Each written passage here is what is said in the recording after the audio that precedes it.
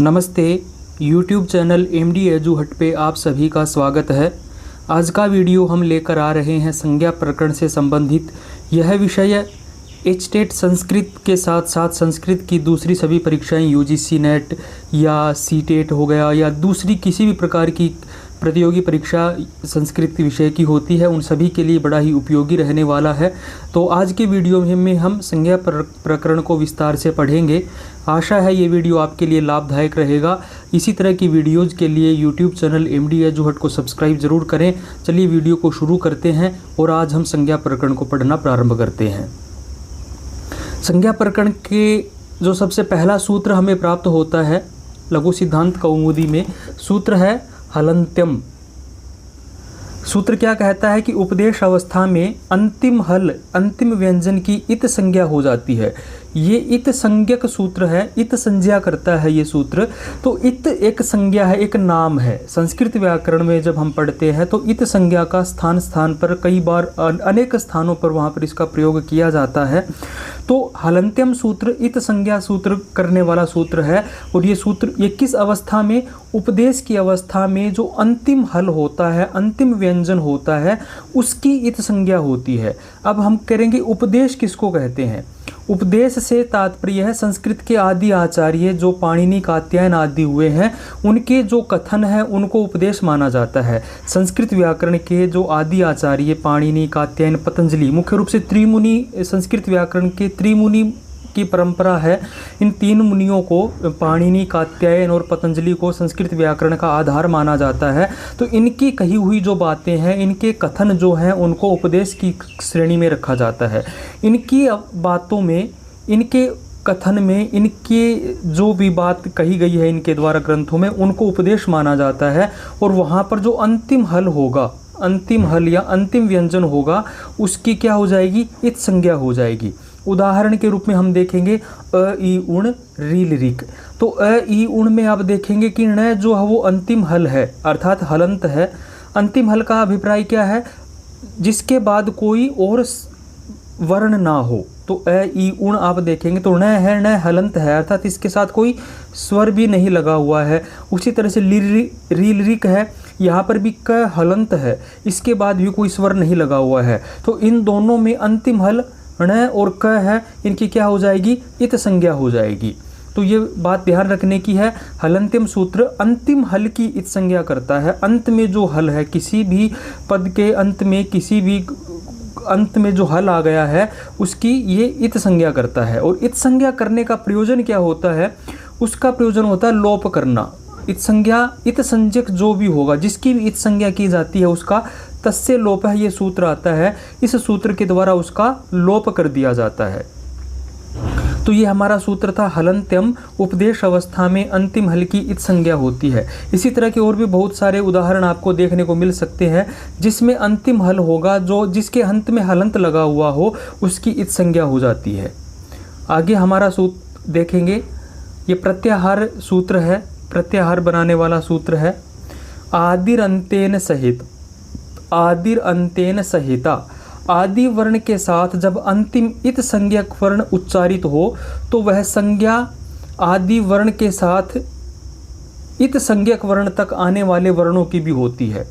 करें कि आदि वर्ण अर्थात पहला कोई वर्ण है और वो अंतिम इत संज्ञक वर्ण के साथ मिलकर के जब बोला जाए, तो करें कि वह संज्ञा, जो वो संज्ञा बन गई है, जो वो नाम बन गया है, वो आदि वर्ण के साथ इत संज्ञक वर्ण तक, उनके बीच में जितने भी वर्ण आए हैं उन सब की वही संज्ञा हो जाती है।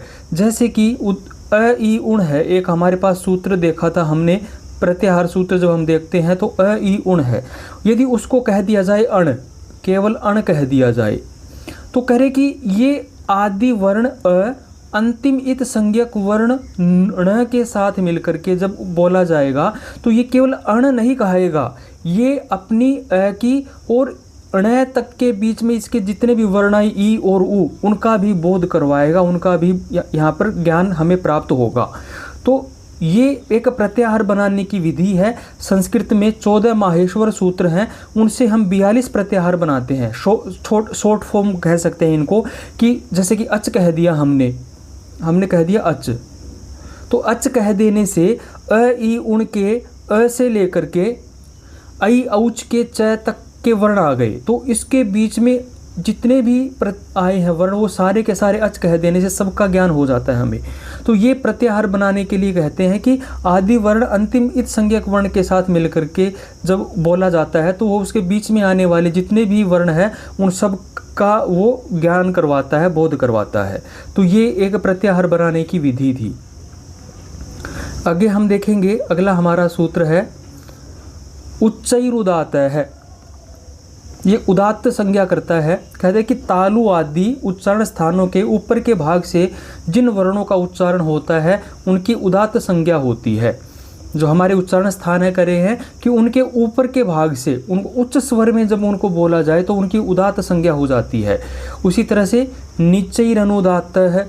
जिन वर्णों का उच्चारण तालु आदि के नीचे भाग से होता है उनकी अनुदात्त संज्ञा होती है। नीचे ही अनुदात्त है। उदात्त ऊंचे स्वर में, अनुदात्त नीचे में। और एक क्या है, समाहारः स्वरित। समाहारः स्वरित, जिन वर्णों के उच्चारण में उदात्त और अनुदात्त दोनों का मिश्रण हो उसको स्वरित कहा जाता है। उदात्त और अनुदात्त दोनों के को मिश्रित जो उच्चारण होता है उसको स्वरित कहा जाता है। तो ऊंचे से उदात्त, नीचे से अनुदात्त और जो बीच के भाग से बोला जाए जो ना उदात्त है ना अनुदात्त है, दोनों का मिश्रण है, उसको स्वरित कहा जाता है। और जब हम इन वर्णों को देखते हैं, इन उदात्त अनुदात्त और स्वरित को देखते हैं तो इनकी पहचान के लिए उदात्त पर कोई भी चिन्ह नहीं लगता है।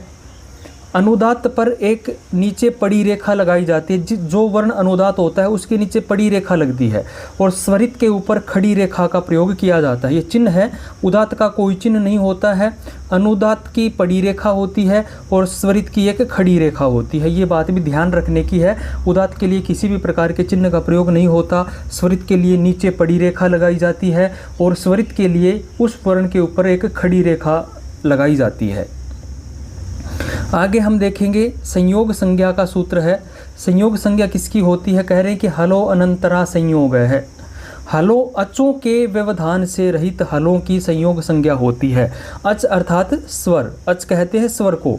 स्वर के व्यवधान से रहित जो व्यंजन है अर्थात जिन व्यंजनों के बीच में कोई स्वर नहीं आया है उनकी क्या होती है? उनकी संयोग संज्ञा होती है। जैसे कि अग्नि, अश्व। तो अग्नि में आप देखेंगे ग और जो न है उसके बीच में कोई स्वर नहीं है। उसी तरह से अश्व में आप देखेंगे श और व के बीच में कोई भी स्वर नहीं है। तो इसमें ग और न की श और व की क्या हो जाती है? संयोग संज्ञा हो जाती है। इसी तरह से इंद्र, वज्र, विश्व, प्रिय, धर्म, कर्म, द्वादश, सन्निधि, विद्या, इन सब में देखेंगे इसमें न, द और र इनकी संयोग संज्ञा है। वज्र में ज और र की संयोग संज्ञा हो रखी है। विश्व में भी श और व की। प्रिय में प और र मिल रखे हैं। धर्म में र और म की संयोग संज्ञा है। कर्म में भी, द्वादश में भी द और व की संयोग संज्ञा है। तो ये आपके सामने उदाहरण मैंने दिए हैं कि जिन व्यंजनों के बीच में कोई स्वर नहीं आता है, किसी भी प्रकार का स्वर का बाधा नहीं आती है, उनकी संयोग संज्ञा हो जाती है। जैसे अग्नि, अश्व, इंद्र, द्वादश, सन्निधि, विद्या। विद्या में भी आप देखेंगे द और व इनके संयोग संज्ञा, द और ये मिल रखे हैं, विद्या बना हुआ है। तो ये संयोग संज्ञा होती है। इसी प्रकार हम आगे चलेंगे। एक सवर्ण संज्ञा होती है। क्या कहते हैं कि तुल्यास्य प्रयत्नम सवर्णम। जिन वर्णों के उच्चारण स्थान तथा प्रयत्न समान होते हैं उनकी सवर्ण संज्ञा होती है। सवर्ण अर्थात जब वर्णों का उच्चारण किया जाता है तो जिन वर्णों के उच्चारण स्थान और प्रयत्न आदि एक हों उनकी सवर्ण संज्ञा हो जाती है। वो सवर्ण कहलाते हैं अर्थात ये एक ही क्लास के हैं, ऐसा उनको कह सकते हैं। जैसे कि एक साथ पढ़ने वाले बच्चों को सहपाठी कहते हैं। उसी तरह से एक स्थान से उच्चारित होने वाले एक ही प्रयत्न जिन वर्णों का उनको सवर्ण कहा जाता है।